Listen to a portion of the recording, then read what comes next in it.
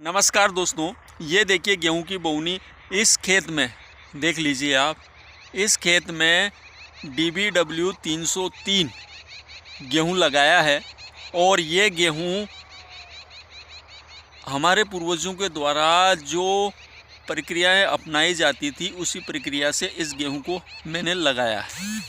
अब हमारे पूर्वजों के द्वारा कौन सी प्रक्रियाएं अपनाई जाती थी, देखिए पहले क्या करते थे, खेत को पहले पानी पिला देते थे।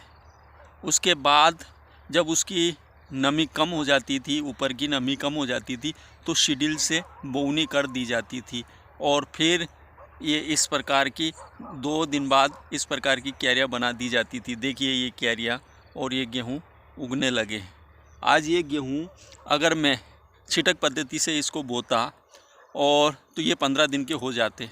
10 दिन मैंने पानी पिलाने के बाद 10 दिन इंतज़ार किया, उसके बाद इसकी बोवनी करी है। और आज ये 5-6 दिन के हो गए। नहीं तो अगर हम छिटक पद्धति से बोते हैं तो तीसरे दिन पूरा खेत हरा हो जाता है। देखिए ये अब निकल रहे हैं, 6 दिन में अब निकल रहे हैं ये गेहूँ। और ये इसलिए इतना लेट निकल रहे हैं क्योंकि इनको बहुत अधिक गहराई में, इससे ज़्यादा गहराई में इसको डाला गया है। जितना हो सके उतनी अच्छी गहराई में इसको डाला गया है। अब इससे 2 या 3 फायदे जो मुख्य हैं। एक, इसमें खरपतवार बिल्कुल नहीं होगा, ये देखिए।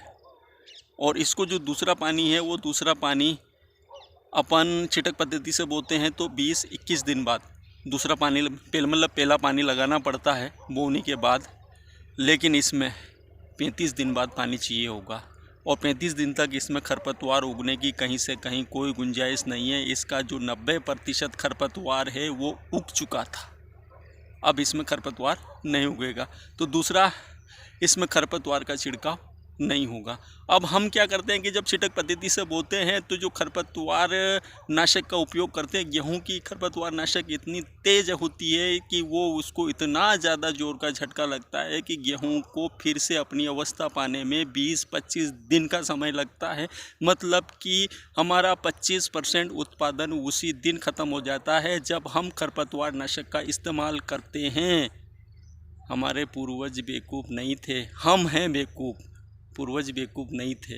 हम लोगों ने नए नए तरीके अपनाए, छिटक पद्धतियों से बोने लगे हैं। खरपतवार नाशक है, खरपतवार नाशकों का अंधाधुंध छिड़काव कर रहे हैं और खेतों की हालतें ख़राब कर ली है और उत्पादन बिल्कुल निम्न स्तर पर लाके खड़ा कर दिया है।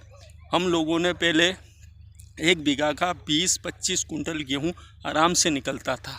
25 कुंटल गेहूँ जो कि आज 10 कुंटल पे आ गया है। तो मैंने फिर से वही पुरानी प्रक्रिया को अपनाया है। मैं इसमें खरपतवार नाशक का इस्तेमाल नहीं करूंगा और इसे मैं 35 दिन की अवस्था में पहला पानी लगाऊंगा और बस। और उसके बाद एक पानी और होगा जब उसमें बालियां बन जाएगी। बस 2 पानी। DBW 303 गेहूँ लगा है इस खेत में। और देख लीजिए ये पूरा खेत।